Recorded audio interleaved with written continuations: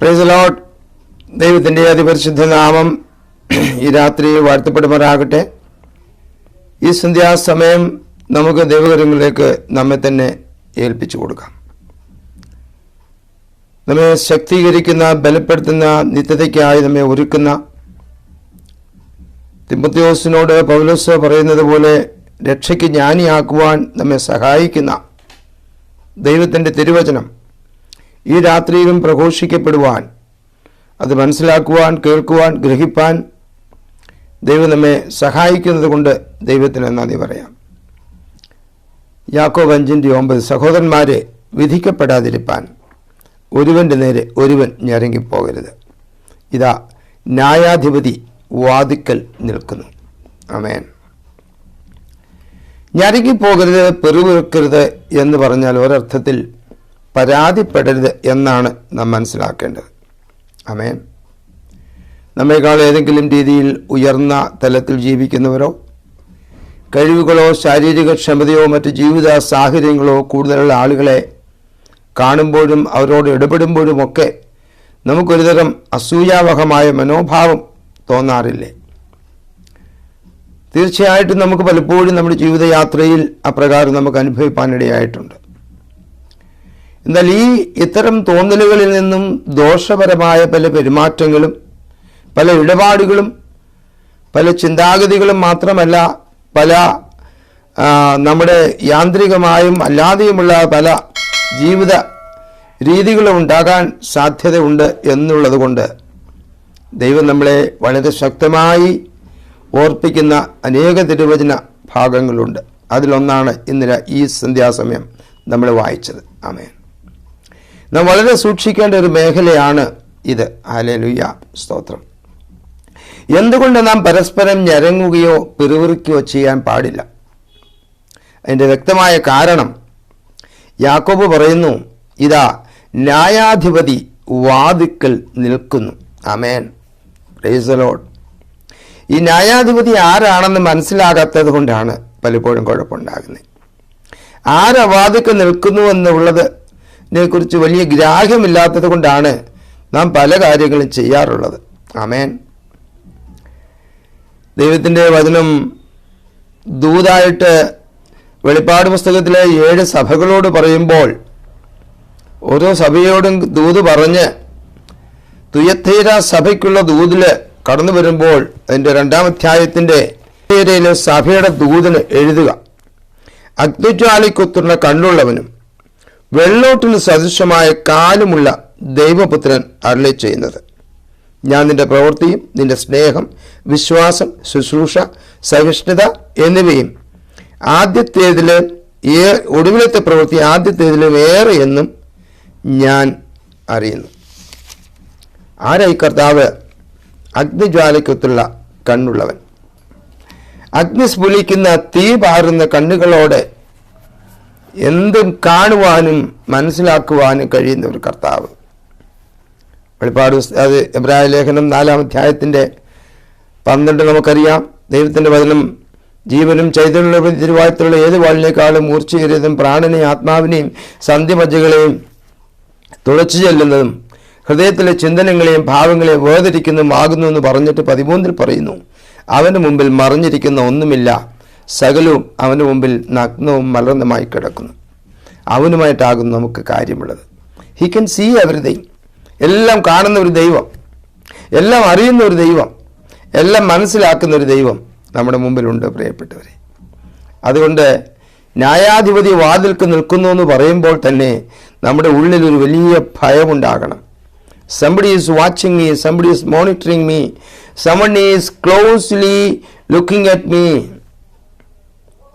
ആമേൻ.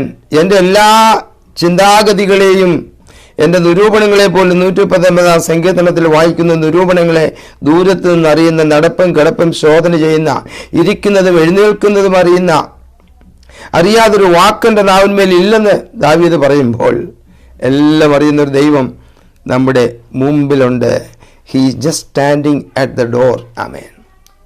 എന്നെ കേൾക്കുന്ന പ്രിയ സഹോദരങ്ങളെ, നമ്മുടെ ദൈവം ആരാണ് എന്നും ഈ പ്രപഞ്ചത്തിലും നമ്മുടെ വ്യക്തി ജീവിതത്തിലും ഇതുവരെ ദൈവം എന്താണ് ചെയ്തതെന്നും ഇപ്പോൾ അവിടുന്ന് എന്ത് ചെയ്തുകൊണ്ടിരിക്കുന്നുവെന്നും ഇനി ഭാവിയിൽ എന്തൊക്കെ ചെയ്യാൻ പോകുന്നു എന്നുമുള്ള കാര്യങ്ങളെക്കുറിച്ച് നമുക്ക് വ്യക്തമായ ധാരണയില്ലാത്തത് കൊണ്ടാണ് നാം പലപ്പോഴും ഞരങ്ങുകയും പിറുപിറുക്കുകയും പരാതിപ്പെടുകയും ചെയ്യുന്നത്.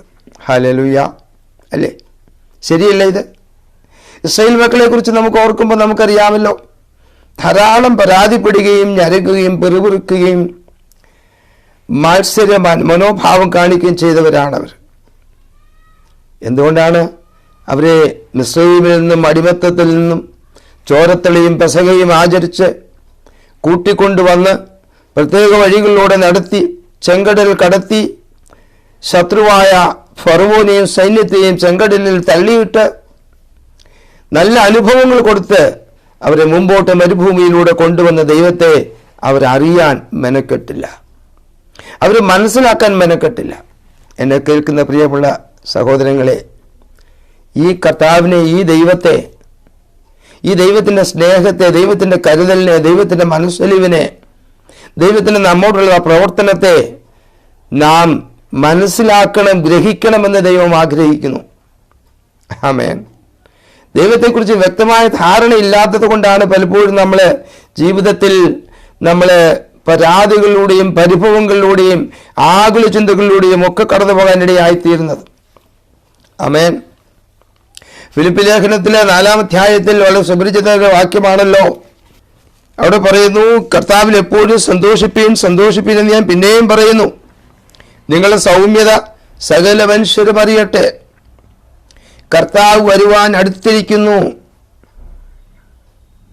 ന്യായാധിപതി വാതിൽക്കൽ നിൽക്കുന്നു എന്ന് പറഞ്ഞതുപോലെ തന്നെ ഒരു വാചകമാണിത്. കർത്താവ് വരുവാൻ അടുത്തിരിക്കുന്നു, കർത്താവ് അടുത്തിരിക്കുന്നു. ഒന്നിനെക്കുറിച്ചും വിചാരപ്പെടരുത്. എല്ലാറ്റിലും പ്രാർത്ഥനയാലും അപേക്ഷയാലും നിങ്ങളുടെ ആവശ്യങ്ങൾ സ്തോത്രത്തോടുകൂടി ദൈവത്തോട് അറിയിക്കുക അത്രേ വേണ്ടത്. എന്നാൽ സകല ബുദ്ധിയും കവിയുന്ന ദൈവസമാധാനം നിങ്ങളുടെ ഹൃദയങ്ങളെയും നിലവുകളെയും ക്രിസ്തുയേശുവിങ്കൽ കാക്കും. ആമേൻ.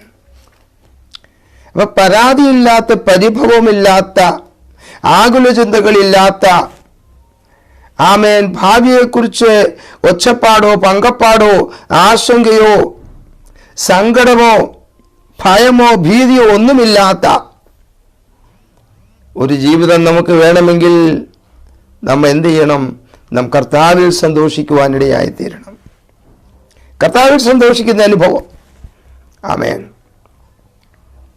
ഹല്ലേലൂയ. ഈ ദൈവം ആരാണെന്ന് മനസ്സിലാക്കിയാൽ, ഈ ദൈവം ആരാണെന്ന് ഗ്രഹിച്ചറിഞ്ഞാൽ, ഈ ദൈവത്തെ നന്നായി ഒന്ന് മനസ്സിലാക്കാൻ ശ്രമിച്ചാൽ തന്നെ നമ്മുടെ പ്രതികൂലങ്ങൾ, പ്രശ്നത്തിൻ്റെ, നമ്മുടെ ആ ജീവിതത്തിലെ വിഷമ സാഹചര്യത്തിൻ്റെ ആമേൻ മിക്കവാറുമുള്ളതെല്ലാം നമുക്ക് സോൾവ് ചെയ്യാനായിട്ട് കഴിയും. ആമേൻ. Praise the lord. നാം വിശ്വസിക്കുന്ന ദൈവത്തിൻ്റെ വ്യക്തിപ്രഭാവത്തെക്കുറിച്ചും അറിവിനെക്കുറിച്ചും ഔന്നത്യത്തെക്കുറിച്ചും ഒക്കെ നാം എന്താണ് അറിഞ്ഞിരിക്കുന്നത്, മനസ്സിലാക്കിയിരിക്കുന്നത്? അനേക വേദഭാഗങ്ങൾ ഉദ്ധരിച്ച് പറയാനായിട്ട് എൻ്റെ മുമ്പിലുണ്ട്, പക്ഷേ സമയം കുറവാണല്ലോ. എന്നാൽ ഇത് അല്പം ഒന്ന് മനസ്സിലാക്കുന്നതിനായിട്ട് വിശുദ്ധ തിരുവെഴുത്തിൽ നിന്നും ചില ഭാഗങ്ങൾ മാത്രം ഞാനിവിടെ ഉദ്ധരിച്ചു കൊള്ളട്ടെ പ്രിയപ്പെട്ടവരെ. 145 സങ്കീർത്തനം 3-ാം വാക്യം ഇങ്ങനെ വായിക്കുന്നു: യഹോവ വലിയവനും അത്യന്തം സ്തുത്യനുമാകുന്നു, അവൻ്റെ മഹിമ അഗോചരമത്രേ. ആമേൻ. വേറൊരു വാക്യം 1 ദിനവൃത്താന്തം 29:11, ഫസ്റ്റ് ക്രോണിക്കിൾ ചാപ്റ്റർ 29 വേഴ്സ് 11. യഹോവേ, മഹത്വവും ശക്തിയും തേജസ്സും യശസ്സും മഹിമയും നിനക്കുള്ളത്, സ്വർഗത്തിലും ഭൂമിയിലുള്ളതൊക്കെയും നിനക്കുള്ളതല്ലോ. ഇതുവെല്ലാം നമ്മൾ മനസ്സിലാക്കുന്നുണ്ടോ? സ്വർഗത്തിലും ഭൂമിയിലും ഉള്ളതെല്ലാം ആർക്കുള്ളതാ? കർത്താവിനുള്ളതാ. യഹോവേ, രാജത്വം നിനക്കുള്ളതാകുന്നു, നീ സകലത്തിനും മീതെ തലവനായിരിക്കുന്നു, ധനവും ബഹുമാനവും നിങ്കിൽ നിന്ന് വരുന്നു. ആമേൻ. നീ സർവവും ഭരിക്കുന്നു, ശക്തിയും ബലവും നിന്റെ കയ്യിലിരിക്കുന്നു, സകലത്തെയും വലുതാക്കുന്നതും ശക്തീകരിക്കുന്നതും നിന്റെ പ്രവൃത്തിയാകുന്നു. ഹല്ലേലൂയ. Another verse, Isaiah 40:28, യശയ്യാവിൻ്റെ പുസ്തകം 40:28. നിനക്കറിഞ്ഞുകൂടെയോ? നീ കേട്ടിട്ടില്ലയോ? യഹോവ നിത്യദൈവം, ഭൂമിയുടെ അറുതികളെ സൃഷ്ടിച്ചവൻ തന്നെ. അവൻ ക്ഷീണിക്കുന്നില്ല, തളർന്നു പോകുന്നില്ല. അവൻ്റെ ബുദ്ധി അപ്രമേയമത്രേ. അവൻ ക്ഷീണിച്ചിരിക്കുന്നവന് ശക്തി നൽകുന്നു, ബലമില്ലാത്തവന് ബലം വർദ്ധിപ്പിക്കുന്നു. വേറെ വാക്ക് ഇങ്ങനെ നമ്മൾ വായിക്കുന്നു. യെശയ്യാവ് 57:15, ഐസയ്യാ 57:15. ഉന്നതന് ഉയർന്നിരിക്കുന്നവന് ശാശ്വതവാസിയും പരിശുദ്ധനെന്ന് നാമമുള്ളവനുമായതിന് പ്രകാരം അരുളി ചെയ്യുന്നു. ഞാൻ ഉന്നതനും പരിശുദ്ധനുമായി വസിക്കുന്നു. താഴ്മയുള്ളവരുടെ മനസ്സിനും മനസ്താപമുള്ളവരുടെ ഹൃദയത്തിനും ചൈതന്യം വരുത്തുവാൻ മനസ്താപവും മനോവിനയം ഉള്ളവരോടുകൂടിയും ഞാൻ വസിക്കുന്നു. ഹല്ലേലൂയ. ഒരുപാട് കാര്യങ്ങൾ മനസ്സിലാക്കാനുണ്ട് ദൈവത്തെക്കുറിച്ച്. ഒരു വാക്യം കൂടെ വായിച്ച് ആ ഭാഗം വിടാം. 2 ദിനവൃത്താന്തം 20:6, 2 Chronicles chapter 20:6. ഞങ്ങൾ പിതാക്കന്മാരുടെ ദൈവമായ യഹോവേ, നീ സ്വർഗസ്ഥനായ ദൈവമല്ലോ. നീ ജാതികളുടെ സകല രാജ്യങ്ങളെയും ഭരിക്കുന്നുവല്ലോ. ആർക്കും എതിർപ്പാൻ കഴിയാത്ത ശക്തിയും പരാക്രമവും നിനക്കുണ്ടല്ലോ. ഹല്ലേലൂയ. നമ്മൾ വായിച്ച കുറിവാക്യത്തിലേക്ക് മടങ്ങി വരുമ്പോൾ, സഹോദരന്മാരെ, ന്യായാധിപതി വാതിൽക്കൽ നിൽക്കുന്നുണ്ട്. അതുകൊണ്ട് എന്ത് ചെയ്യാൻ പാടില്ല? ഒരുവൻ ഞരങ്ങിപ്പോകരുത്. ഒരു മോസ്റ്റ് ടെറിഫയിങ് ന്യൂസ് നമുക്ക് കിട്ടുന്നത് എന്താ? കർത്താവിൻ്റെ വരവടുത്തിരിക്കുന്നു. കർത്താവ് ഏത് സമയത്തും നമ്മളെ ജഡ്ജ് ചെയ്യാൻ, നമ്മളെ ന്യായം വിധിക്കാനായിട്ട് കടന്നു വരും. ആമേൻ. Any time. നമ്മുടെ റോങ് ആറ്റിറ്റ്യൂഡ്സ്, നമ്മുടെ തെറ്റായ മനോഭാവങ്ങളെ ന്യായം വിധിക്കുന്നൊരു ദൈവമാണ്. അതുകൊണ്ടാണ് യാക്കോബ് പറഞ്ഞത്, ഇതാ ന്യായാധിപതി വാതിൽക്കൽ നിൽക്കുകയാണ്. വാതിൽക്കൽ നിൽക്കുന്നു എന്ന് പറഞ്ഞാൽ എന്താ? ഏത് സമയത്തും ഉള്ളിലേക്ക് പ്രവേശിക്കുവാനായിട്ട് തയ്യാറോട് നിൽക്കുകയാണ്. എപ്പോൾ കടന്നു വരുമെന്ന് നമുക്ക് പറയാൻ പറ്റത്തില്ല, പക്ഷെ ഏത് സമയത്തും. ആമേൻ. കർത്താവിനകത്തേക്ക് പോരാൻ വാതിൽ വേണ്ട കേട്ടോ. ഉയർത്തെഴുന്നേറ്റ ശിഷ്യന്മാരുടെ നടുവിൽ യോഹന്നാന്റെ സുവിശേഷം 20-ാം അധ്യായത്തിൽ നമ്മൾ വായിക്കുന്നു, അവിടെ നടുവിൽ കർത്താവ് 1-2 തവണ വന്നു നിന്നതായിട്ട് നമ്മൾ വായിക്കുന്നു. ആമേൻ. ഈ സന്ധ്യാസമയവും എന്നെ കേൾക്കുന്ന പ്രിയ ജീവിതങ്ങളെ, നിങ്ങളെ തൊട്ടടുത്ത്, നിങ്ങളുടെ മുമ്പിൽ, നിങ്ങളുടെ കൂടെ കർത്താവുണ്ട്. നിങ്ങൾ ചെയ്യുന്ന എല്ലാ കാര്യങ്ങളും, ചിന്തിക്കുന്ന എല്ലാ ചിന്താഗതികളും, നിങ്ങളെ പ്ലാൻ ചെയ്യുന്ന എല്ലാ പരിപാടികളും, എല്ലാ ആസൂത്രണം ചെയ്യുന്നതെല്ലാം ദൈവം അറിഞ്ഞുകൊണ്ടിരിക്കുന്നു. എല്ലാത്തിലും ഇടപെടാത്ത എന്താണെന്ന് ചോദിച്ചു കഴിഞ്ഞാൽ, ആവശ്യമില്ലാതെ നമ്മുടെ കാര്യത്തിൽ കയറി ഇടപെടാൻ കർത്താവിന് ആഗ്രഹമില്ലാത്തത് കൊണ്ട്. ചിന്തിക്കുവാനും പ്രവർത്തിക്കുവാനുമുള്ള അധികാരവും അവകാശവും ദൈവം നമുക്ക് തന്നിട്ടുണ്ട്. ഫ്രീ വില്ല് തന്നിട്ടുണ്ട്, ഇച്ഛാശക്തി തന്നിട്ടുണ്ട്. ആമേൻ. ഒരു പരിധി കടന്ന് ഒരു ലിമിറ്റ് കഴിഞ്ഞ് പോകുമ്പോൾ മാത്രമേ ദൈവം ഇടപെടാറുള്ളൂ എന്ന് നമ്മൾ മനസ്സിലാക്കണം. കർത്താവിൻ്റെ വരവ് ഏറ്റവും അടുത്തിരിക്കുന്നു, സമീപിച്ചിരിക്കുന്നു എന്നുള്ള ചിന്ത നമുക്കുണ്ടെങ്കിൽ, നമ്മൾ വാസ്തവത്തിൽ നമ്മുടെ പെരുമാറ്റവും നമ്മുടെ ഇടപാടുകളും നമ്മുടെ സംസാരങ്ങളും നമ്മുടെ പ്രവൃത്തികളും ഒക്കെ വളരെ സൂക്ഷിക്കേണ്ടതല്ലേ? ആമേൻ. പത്രോസിന്റെ ലേഖനത്തിൽ പ്രകാരം ഒരു വാക്യമുണ്ടല്ലോ, 2 പത്രോസ് 3-ാം അധ്യായത്തിലെ 8-ാം വാക്യം. കർത്താവിന് ഒരു ദിവസം 1000 സംവത്സരം പോലെയും 1000 സംവത്സരം ഒരു ദിവസം പോലെയും ഇരിക്കുന്നു, മറന്നു പോകരുത്. ചില താമസം എന്ന് വിചാരിക്കുന്ന പോലെ കർത്താവിന്റെ വാഗ്ദത്തം നിവർത്തിപ്പാൻ താമസിക്കുന്നില്ല. ആരും നശിച്ചു പോകാതെ എല്ലാവരും മാനസാന്തരപ്പെടുവാൻ താൻ ഇച്ഛിച്ച് നിങ്ങളോട് ദീർഘക്ഷമ കാണിക്കുന്നേ ഉള്ളൂ. കർത്താവിന്റെ ദിവസമോ കള്ളനെ പോലെ വരും.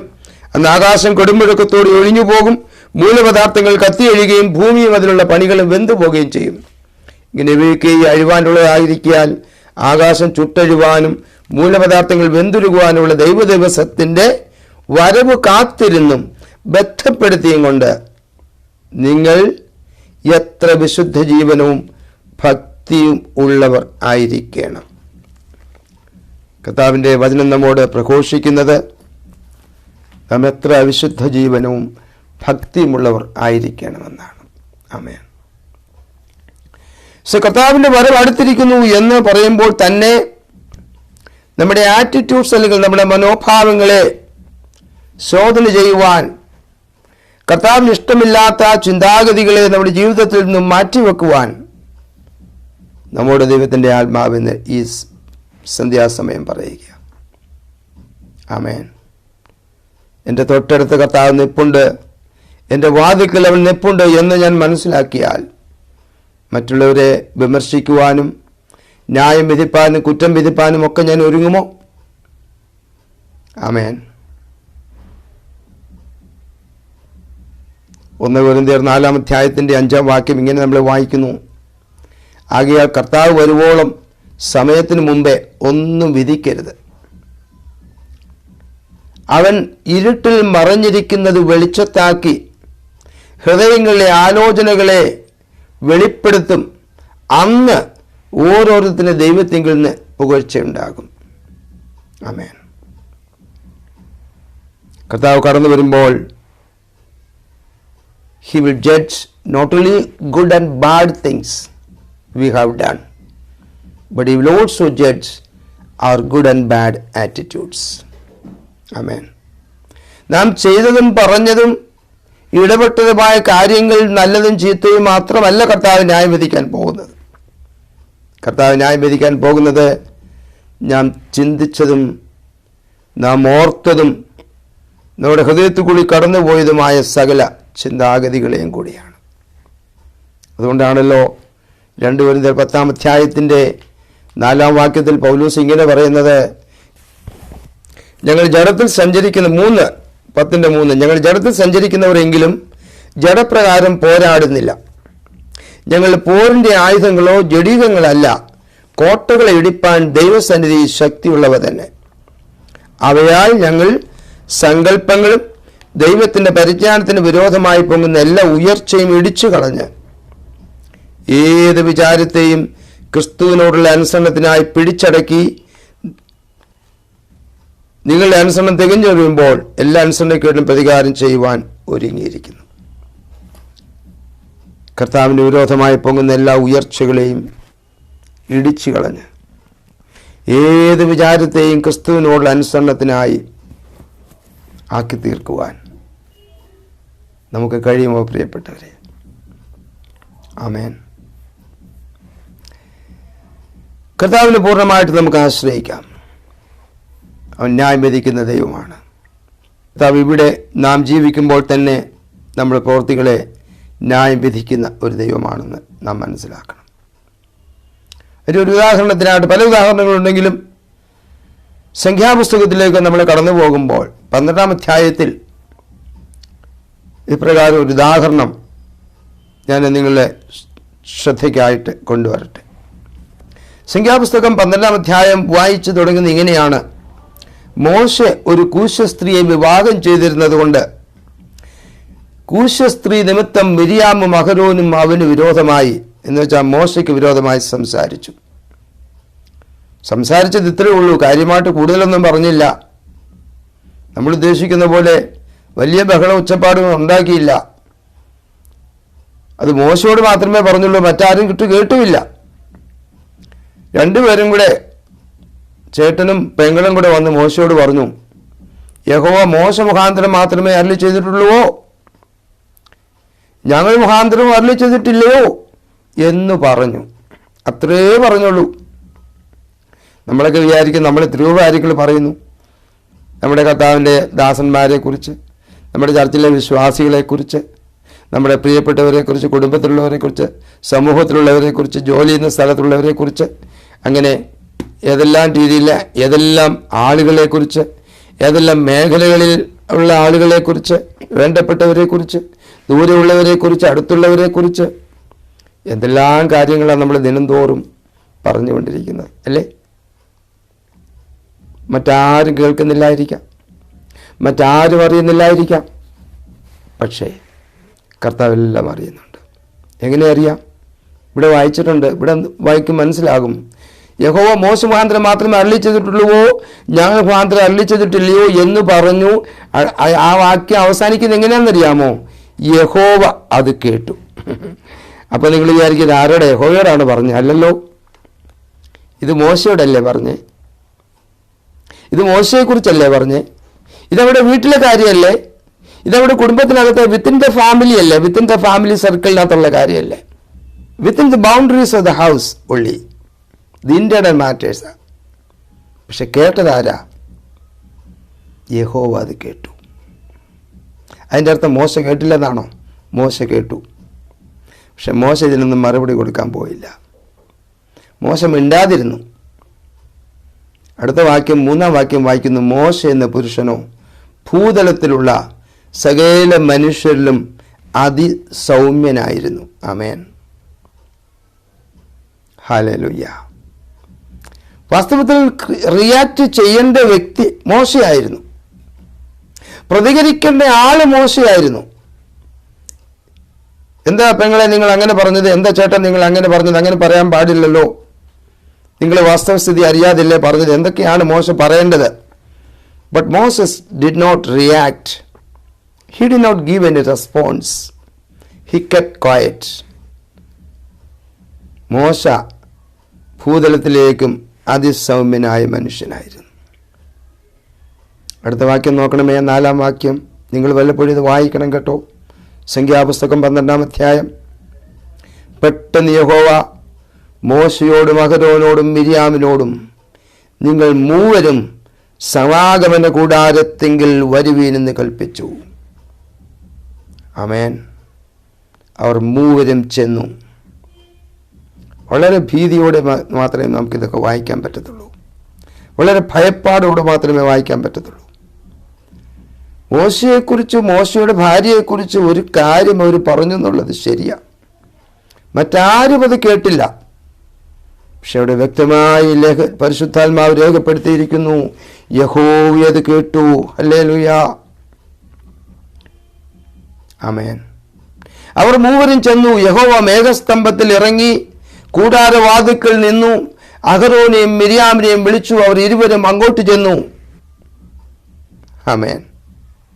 പിന്നെ അവൻ അരുളി ചെയ്തത്, എൻ്റെ വചനങ്ങളെ കേൾപ്പീൻ.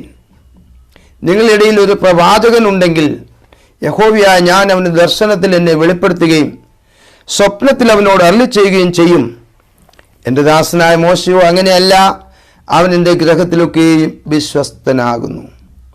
അവനോട് ഞാൻ അരുളി ചെയ്യുന്നത് മറപൊറലായിട്ടല്ല, അഭിമുഖമായിട്ടും സ്പഷ്ടമായിട്ടും അത്രേ. അവൻ യഹോവയുടെ രൂപം കാണുകയും ചെയ്യും. അങ്ങനെ ഇരിക്കെ നിങ്ങൾ എൻ്റെ ദാസനായ മോശയ്ക്ക് വിരോധമായി സംസാരിപ്പാൻ ശങ്കിക്കാഞ്ഞത് എന്ത്? യഹോവയുടെ കോപം അവരുടെ നേരെ ജ്വലിച്ചു. അവൻ മറഞ്ഞു. അപ്പോൾ ഒന്ന് ഓർക്കണമേ പ്രിയപ്പെട്ടവരെ, ന്യായവിധി ഇപ്പോൾ ദൈവം തരുമോ? ഇപ്പോഴും തരും, പിന്നീടും തരും. ദൈവത്തിന് എപ്പോഴെങ്കിലും പ്രവർത്തിപ്പാനുള്ള അധികാരമുണ്ട്. ഏത് കാര്യം എപ്പോഴെങ്കിലും ചെയ്യാനുള്ള അധികാരമുണ്ട്. അവൻ സർവശക്തനും സർവജ്ഞാനിയും സർവവ്യാപിയുമായ ദൈവമാണ്.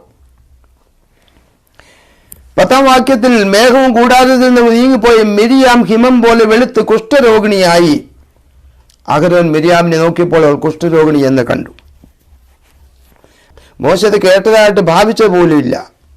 പക്ഷെ കേട്ട ഒരാളുണ്ട്, സ്വർഗത്തിലെ ദൈവം. അതിന് പ്രതികാരം ചെയ്തതും ദൈവം തന്നെയാണ്. എന്നെ കേൾക്കുന്ന പ്രിയ ദൈവമക്കളെ, നാം ചിന്തിക്കുന്നതും പ്രവർത്തിക്കുന്നതും പറയുന്നതും ഇടപെടുന്നതുമെല്ലാം അറിഞ്ഞുകൊണ്ടിരിക്കുന്ന സർവജ്ഞാനിയായ, സർവശക്തനായ, സർവവ്യാപിയായ, അഗ്നിജ്വാലക്കത്തുള്ള കണ്ണുള്ളവനായ ഒരു ദൈവം നമ്മുടെ അടുത്തുണ്ട്. ആമേൻ. 32-ാം അധ്യായം 19-ാം വാക്യം യിരെമ്യാവ് ഇങ്ങനെയാണ് വായിക്കുന്നത്. യിരെമ്യാ 32:19, ഞാൻ ആലോചനയിൽ വലിയവനും പ്രവൃത്തിയിൽ ശക്തിമാനുമായ ദൈവമല്ലയോ? ഓരോരുത്തരും അവനവൻ്റെ നടപ്പിനും പ്രവൃത്തികളുടെ ഫലത്തിനും തക്കവണ്ണം കൊടുക്കേണ്ടതിന് നീ മനുഷ്യരുടെ എല്ലാ വഴികളിന്മേലും ദൃഷ്ടി വെക്കുന്നു. അവനവൻ്റെ നടപ്പിനും പ്രവൃത്തിക്കും തക്കവണ്ണം ഫലം കൊടുക്കുന്ന ഒരു ദൈവം. അതൊരു പക്ഷേ ഇവിടെ തന്നെ കിട്ടിയെന്നിരിക്കും, ചിലപ്പോൾ നാം അങ്ങ് ഇവിടുന്ന് പോകുമ്പോൾ നമ്മളോട് ദൈവം അതിന് തക്കവണ്ണം പ്രതിഫലം ചോദിച്ചെന്നിരിക്കും. ഇവിടെയായാലും അവിടെയായാലും ദൈവം ചോദിക്കാതെ വിടത്തില്ല. ആമേൻ, ഹല്ലേലൂയ. ചോദിക്കാതെ വിടത്തില്ല. അപ്പോൾ ഒന്നാമത് നമ്മൾ പറഞ്ഞത് ഇവിടെ തന്നെ ചോദിക്കുന്ന ദൈവം, ന്യായം വിധിക്കുന്ന ദൈവം. പല കാര്യങ്ങൾ പറയാനുണ്ടെങ്കിലും ഈ ഒരു എക്സാമ്പിൾ കൊണ്ട് അവിടെ നിർത്തുക. രണ്ടാമത്, ഇത് കഴിഞ്ഞ് 2 കൊരിന്ത്യർ 5-ാം അധ്യായത്തിൻ്റെ 10-ാം വാക്യത്തിൽ നമ്മൾ വായിക്കുന്നു, അവനവൻ ശരീരത്തിലിരിക്കുമ്പോൾ ചെയ്തത് നല്ലതാകിലും തീയതാകിലും അതിന് തക്കവണ്ണം പ്രാപിക്കേണ്ടതിന് നാം എല്ലാവരും ക്രിസ്തുവിൻ്റെ ന്യായാസനത്തിന് മുമ്പാകെ വെളിപ്പെടേണ്ടതാകുന്നു. കർത്താവ് ഒരു പ്രവാചകനായിട്ടാണ് ആദ്യം കടന്നു വന്നത്. കർത്താവ് ഇന്ന് നമുക്ക് വേണ്ടി മധ്യസ്ഥത അണച്ചുകൊണ്ട് മഹാപുരോഹിതനായിട്ട് പിതാവിൻ്റെ വലത്തുഭാഗത്തിരുന്നു കൊണ്ട് നമുക്ക് വേണ്ടി പക്ഷപാതം ചെയ്തുകൊണ്ടിരിക്കുന്നു. നമ്മുടെ അനേകമായ പാപങ്ങൾ ഇന്നും ക്ഷമിച്ചുകൊണ്ടിരിക്കുന്ന ഒരു ദൈവം, നമുക്ക് വേണ്ടി മധ്യസ്ഥത അണയ്ക്കുന്ന, നമുക്ക് വേണ്ടി അഡ്വക്കേറ്റിൻ്റെ ജോലി ചെയ്യുന്ന ഒരു കർത്താവ്.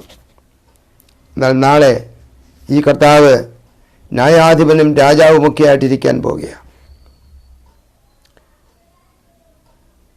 അത് കഴിഞ്ഞ് കർത്താവ് ന്യായാധിപനായിട്ടിരിക്കുമ്പോൾ ഇന്ന് നമ്മൾ എത്ര തെറ്റ് ചെയ്താലും എന്ത് കുറ്റം ചെയ്താലും പിതാവിൻ്റെ അടുത്ത് ഓടിച്ചെന്ന് നമ്മൾക്ക് വേണ്ടി പക്ഷപാതം ചെയ്യുന്നൊരു ദൈവം.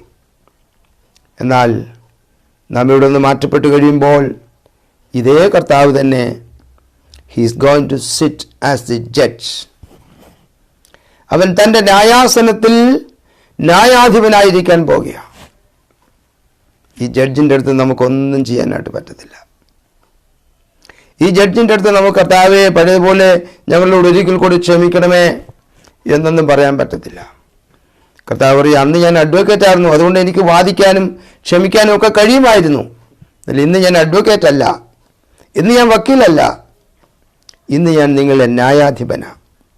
എനിക്ക് ശരിയായ ന്യായം വിധിച്ചാലേ നീതിയുള്ള ന്യായാധിപതിയായ കർത്താവാണ്. അതുകൊണ്ട് നാം ശരീരത്തിലിരിക്കുമ്പോൾ ചെയ്യുക നല്ലതും തീയതുമായ സകലത്തിനും തക്കവണ്ണം പ്രാപിക്കേണ്ടതിന് നാം എല്ലാവരും ക്രിസ്തുവിൻ്റെ ന്യായാസന മുമ്പാകെ ഒരു നാൾ വെളിപ്പെടുവാൻ പോകുകയാണ്. ആമേൻ. റോമാലേഖനം 14-ാം അധ്യായത്തിൻ്റെ 10. എന്നാൽ നീ സഹോദരനെ വിധിക്കുന്നത് എന്ത്? അല്ല, നീ സഹോദരനെ ധിക്കരിക്കുന്നത് എന്ത്? നാം എല്ലാവരും ദൈവത്തിൻ്റെ ന്യായാസനത്തിന് മുമ്പാകെ നിൽക്കേണ്ടി വരും. ആമേൻ, ഹല്ലേലൂയ. ദൈവത്തിന് നല്ലതെന്താ ചീത്തയായതെന്താ എന്നെല്ലാം നന്നായിട്ട് അറിയാം. നമ്മുടെ കാര്യത്തിൽ എന്ത് ചെയ്യണം, എങ്ങനെ ചെയ്യണം ഇതെല്ലാം കർത്താവിനറിയാം. Price the Lord. അതുകൊണ്ട് നാം ഈ ദിവസങ്ങളിൽ വളരെ സൂക്ഷ്മതയോടെ ജീവിക്കേണ്ടത് വളരെ അത്യാവശ്യമാണ്. നമുക്ക് പ്രത്യേകിച്ച് ഉള്ള ഒരു സ്വഭാവമാണല്ലോ, ആരെങ്കിലും കാണുമ്പോൾ എന്തെങ്കിലും കാണുമ്പം ആരോടെങ്കിലും എന്തെങ്കിലും ഒന്ന് പറഞ്ഞില്ലെങ്കിൽ ഒരു മോശം, ഒരു ക്ഷീണം പോലെ അല്ലേ? ഒരഭിപ്രായം പാസ്സാക്കിയില്ലെങ്കിൽ ഒരു ക്ഷീണം പോലെ എന്തെങ്കിലും ഒന്ന് പറഞ്ഞു വെക്കണം. അത് ആർക്കെങ്കിലും ഏറ്റാലും ഏറ്റില്ലെങ്കിലും, ആർക്കെങ്കിലും അത് ഉപകാരപ്പെട്ടാലും ഉപകാരപ്പെട്ടില്ലെങ്കിലും നമ്മുടെ ഭാഗത്തു നിന്ന് എന്തെങ്കിലും ഒരു അഭിപ്രായം നമുക്ക് രേഖപ്പെടുത്തിയിരിക്കണം. അത് നമ്മുടെ ഒരു ശീലമായിട്ട് പലപ്പോഴും മാറിയിട്ടുണ്ട്. നാം സൂക്ഷിക്കേണ്ട, മനസ്സിലാക്കേണ്ട ഒരു വസ്തുത, വളരെയധികം സൂക്ഷ്മതയോടെ ഈ ദിവസങ്ങളിൽ നാം സംസാരിക്കേണ്ടവരാണ്. എഫെസ്യർ 4:30 പറയുന്നു, ദൈവത്തിൻ്റെ പരിശുദ്ധാത്മാവിനെ ദുഃഖിപ്പിക്കരുത്, അവനാണല്ലോ നിങ്ങൾക്ക് വീണ്ടെടുപ്പ് നാളിനായി മുദ്രയിട്ടിരിക്കുന്നത്. ആമേൻ. നമ്മൾ ഒരു രീതിയിലും നമ്മുടെ വായിൽ നിന്ന് വീഴുന്ന വാക്കുകൾ നിമിത്തമോ നമ്മുടെ ചിന്താഗതിയിലുണ്ടാകുന്ന ചിന്തകൾ നിമിത്തമോ നാം കുറ്റക്കാരായി മാറുവാൻ ഇടയാകരുത്. പ്രിയപ്പെട്ടവരെ, ദൈവം നമ്മെക്കുറിച്ച് ആഗ്രഹിക്കുന്നൊരു വലിയ കാര്യം അതാണ്. അതുകൊണ്ടാണ് യാക്കോബിൻ്റെ ലേഖനത്തിൽ നമ്മൾ വായിച്ചത്, ഇതാ ന്യായാധിപതി വാതിൽക്കൽ നിൽക്കുന്നു. ആമേൻ. അതുകൊണ്ട് നാം എന്ത് ചെയ്യണം? ഞരങ്ങിപ്പോകരുത്, ഒരുവനോടൊരുവൻ ഞരങ്ങിപ്പോകരുത്. ഹല്ലേലൂയ. ആ ഭാഗത്ത് നമ്മൾ കടന്നു പോകുമ്പോൾ യാക്കോബിൻ്റെ ലേഖനം 5-ാം അധ്യായം അതിൻ്റെ 7-ാം വാക്യം തൊട്ട് നമ്മൾ വായിക്കുമ്പോൾ, എന്നാൽ സഹോദരന്മാരെ, കർത്താവിൻ്റെ പ്രത്യക്ഷത വരെ ദീർഘക്ഷമയോടെ ഇരിപ്പിൻ. 3 എക്സാമ്പിള് ദൃഷ്ടാന്തം ഇവിടെ പറയുന്നുണ്ട്. ഒന്ന്, നമ്മളോട് പറയുന്നത് ദീർഘക്ഷമയോടെ ഇരിക്കാൻ. എവിടെ വരെ? കർത്താവ് വരുന്നത് വരെ, കർത്താവിൻ്റെ വരവ് വരെ, കർത്താവിൻ്റെ പ്രത്യക്ഷത വരെ. അതിനുവേണ്ടിയുള്ള ഒരു സപ്പോർട്ടിംഗ് ആയിട്ട് എക്സാമ്പിൾ പറയുന്നത്, ഒരു കൃഷിക്കാരൻ ഭൂമിയുടെ വിലയേറിയ ഫലത്തിന് കാത്തുകൊണ്ട് മുൻമഴയും പിന്മഴയും അതിന് കിട്ടുവോളം ദീർഘക്ഷമയോടെ ഇരിക്കുന്നുവല്ലോ, നിങ്ങളും ദീർഘക്ഷമയോടെ ഇരിപ്പിൻ. എന്ന് വെച്ചാൽ എൻ്റെ അർത്ഥം എന്താ? നിങ്ങളുടെ ജീവിതത്തിൽ പ്രതികൂലങ്ങളും പരാജയങ്ങളും ഇച്ഛാഭംഗങ്ങളും വേദനകളും കഷ്ടതകളും വൈതരണികളും ഒക്കെ കടന്നു വരാൻ സാധ്യതയുണ്ട്. അപ്പോൾ നിങ്ങൾ കർത്താവ് പ്രവർത്തിക്കുന്നതിന് വേണ്ടി, കർത്താവിൻ്റെ ദൈവപ്രവൃത്തി വെളിപ്പെടുന്നതിന് വേണ്ടി നിങ്ങൾ ദീർഘക്ഷമയോടെ നിങ്ങൾക്ക് ചെയ്യാനുള്ളതെല്ലാം ചെയ്തുകൊണ്ട് കാത്തിരിക്കണം. ആമേൻ. 2 പറയുന്നു, നിങ്ങൾ ഹൃദയം സ്ഥിരമാക്കുകയും കർത്താവിൻ്റെ പ്രത്യക്ഷം സമീപിച്ചിരിക്കുന്നു. സഹോദരന്മാരെ, വിധിക്കപ്പെടാതിരിപ്പാൻ ഒരുവന്റെ നേരെ ഒരുവൻ ഞരങ്ങിപ്പോകരുത്. ഇതാ ന്യായാധിപതി വാതിക്ക് നിൽക്കുന്നു. അതാണ് നമ്മളിപ്പോൾ ചിന്തിച്ചത്. വിധിക്കപ്പെടാതിരിക്കാൻ, നാം ദൈവമുമ്പാകെ വിധിക്കപ്പെടാതിരിപ്പാൻ നമുക്ക് വിധിപ്പാൻ അധികാരമില്ല, അവകാശമില്ല. ആമേൻ. ഹല്ലേലൂയ. എന്നിട്ട് 10-ാം വാക്യത്തിൽ പറയുന്നു, സഹോദരന്മാരെ, കർത്താവിൻ്റെ നാമത്തിൽ സംസാരിച്ച പ്രവാചകന്മാരെ കഷ്ടാനുഭവത്തിനും ദീർഘക്ഷമയ്ക്കും ദൃഷ്ടാന്തമായി വിചാരിച്ചുകൊള്ളുവീൻ. സഹിഷ്ണുത, കർത്താവിൻ്റെ നാമത്തിൽ സംസാരിച്ച പ്രവാചകന്മാരെയും കർത്താവിൻ്റെ വേല ചെയ്തവരെയും നിങ്ങൾ ഓർത്തുകൊള്ളണം. അവർക്കൊക്കെ ധാരാളം കാര്യങ്ങൾ തിരിച്ചു പറയാനും തിരിച്ചു ചെയ്യാനൊക്കെ ഉണ്ടായിരുന്നിട്ടും അവരെല്ലാം ക്ഷമയോടെ ദീർഘക്ഷമയോടെ സഹിച്ചവരാ. അതുകൊണ്ട് നിങ്ങളും സഹിച്ചു നിൽക്കണം. 3-ാമത്തെ കാര്യം അവിടെ പറയുന്നത് സഹിഷ്ണുത. ആമേൻ. സഹിഷ്ണുത കാണിച്ചവരെ നാം ഭാഗ്യവാന്മാരെന്ന് പുകഴ്ത്തുന്നു. അതിന് എക്സാമ്പിൾ പറഞ്ഞിരിക്കുന്ന യോബിൻ്റെ കാര്യമാണ്. യോബിൻ്റെ സഹിഷ്ണുത നിങ്ങൾ കേട്ടും കർത്താവ് അവന് വരുത്തിയ അവസാനം കണ്ടുപിരിക്കുന്നു. കർത്താവ് മഹാകരുണയും മനസ്സല്ലുള്ളവനല്ലോ. ന്യായാധിപതി വാതിക്കൽ നിൽക്കുന്നു എന്ന് പറഞ്ഞിട്ട് ആ പാരഗ്രാഫ് അവസാനിപ്പിക്കുന്നത് കർത്താവ് മഹാകരുണയും മനസ്സലിവുള്ളവനല്ലോ. ആമേൻ. ഈ സന്ധ്യാസമയം എന്നെ കേൾക്കുന്ന ആ പ്രിയ ദൈവമക്കളോട് ഞാൻ പരിശുദ്ധാത്മാവിൽ ഒരു ദൂതായിട്ട് കൈമാറുകയാണ്. പ്രിയമുള്ളവരെ, നമ്മൾ അറിയാതെ പറയുന്ന, അറിയാതെ ചിന്തിക്കുന്ന, നാം ഓർക്കാതെ പലപ്പോഴും പുലമ്പുന്ന പല സംസാരങ്ങളും പല ചിന്താഗതികളും പല വിമർശനങ്ങളും ക്രിറ്റിസിസം ഒക്കെ അറിയുന്നൊരു ദൈവമുണ്ട്. ആമേൻ. നമ്മൾ മോശയുടെ കാര്യം ചിന്തിച്ചായിരുന്നല്ലോ.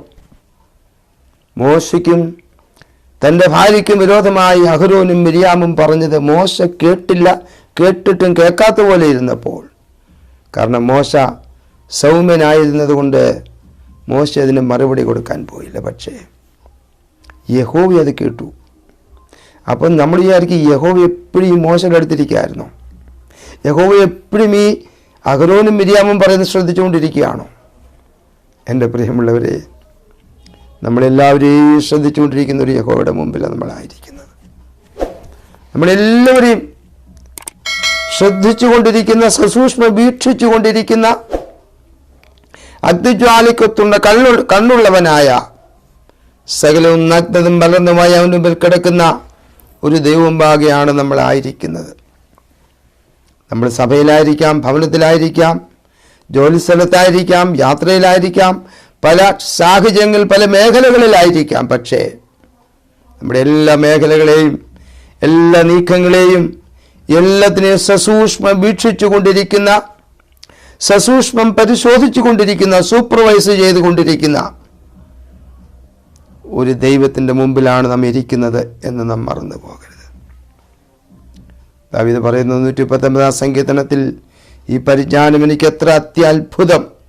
139-ാം സങ്കീർത്തനത്തിൻ്റെ 7 തൊട്ട് ഞാൻ വായിക്കാം. 7 തൊട്ട്, നിന്റെ ആത്മാവിൻ്റെ ഒളിച്ചിന് എവിടേക്ക് പോകും? തിരുസന്നിലൂടെ ഞാൻ എവിടേക്ക് ഓടും? ഞാൻ സ്വർഗത്തിൽ കയറിയാൽ നീ അവിടെയുണ്ട്, പാതാളത്തിൻ്റെ കിടക്ക് വിരിച്ചാൽ നീ അവിടെയുണ്ട്. ഞാൻ ഉഷസ്സും ചിറക് ധരിച്ച് സമുദ്രത്തിൻ്റെ അറ്റത്ത് എന്ന് വാർത്താൽ അവിടെയും നിന്റെ കൈ എന്നെ നടത്തും, നിന്റെ വലം കൈ എന്നെ പിടിക്കും. 11 വാക്യം അത് ഞാൻ പ്രത്യേകമായിട്ട് പറയാൻ ആഗ്രഹിച്ചത്.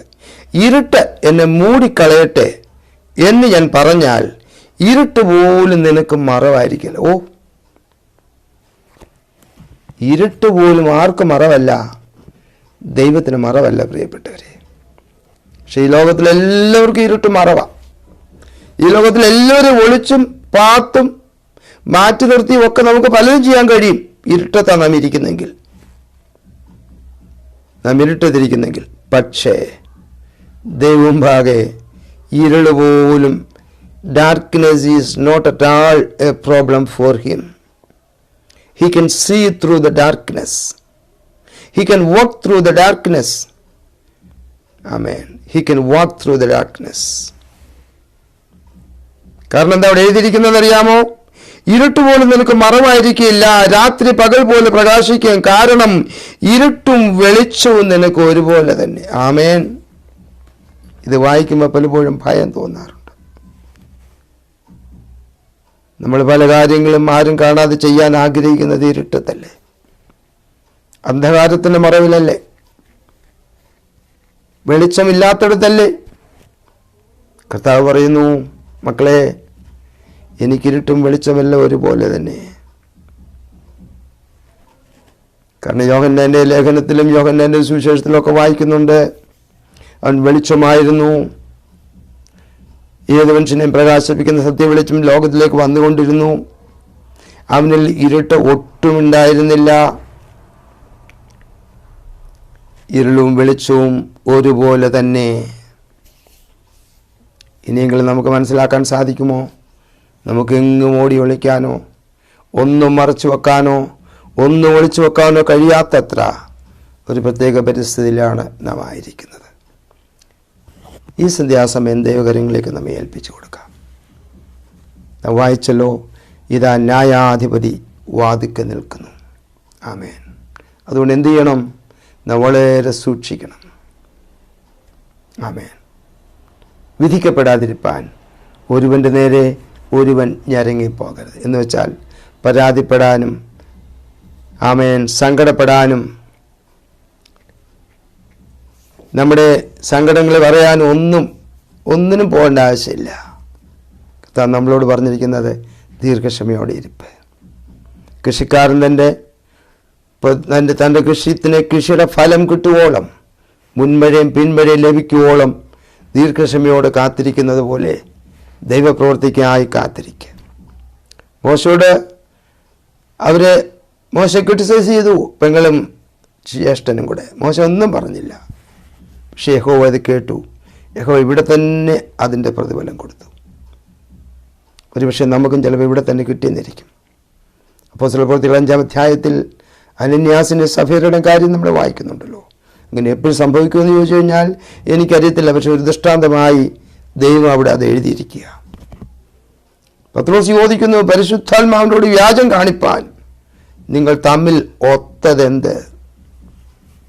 ദൈവത്തിൻ്റെ പരിശുദ്ധാത്മാവിനോട് നമുക്ക് വ്യാജം കാണിക്കാതെ, പരിശുദ്ധാത്മാവിനെ ദുഃഖിപ്പിക്കാതെ, പരിശുദ്ധാത്മാവിനെ കെടുത്തിക്കളയാതെ ഈ ലോകത്തിൽ നീതിയോടും ന്യായത്തോടും ദൈവഭയത്തോടും വിശുദ്ധിയോടും കൂടി ജീവിപ്പാൻ നമുക്ക് നമ്മെ തന്നെ ദൈവകരങ്ങളിലേക്ക് ഏൽപ്പിച്ചു കൊടുക്കാം. ദൈവം നിങ്ങളേവരെയും സഹായിക്കുമാറാകട്ടെ, ശക്തീകരിക്കുമാറാകട്ടെ. ഈ വചനത്തിൻ്റെ ബലത്തിൽ പിന്നെയും മുമ്പോട്ട് ജീവിപ്പാൻ, വചനത്തെ സൂക്ഷ്മമായി ഏറ്റെടുത്തുകൊണ്ട് വചനം പറയുന്നത് പോലെ ജീവിപ്പാൻ ദൈവം നമ്മേവരെയും തൻ്റെ പരിശുദ്ധാത്മാവിനാൽ ഈ രാത്രി പിന്നെയും ബലപ്പെടുത്തുമാറാകട്ടെ.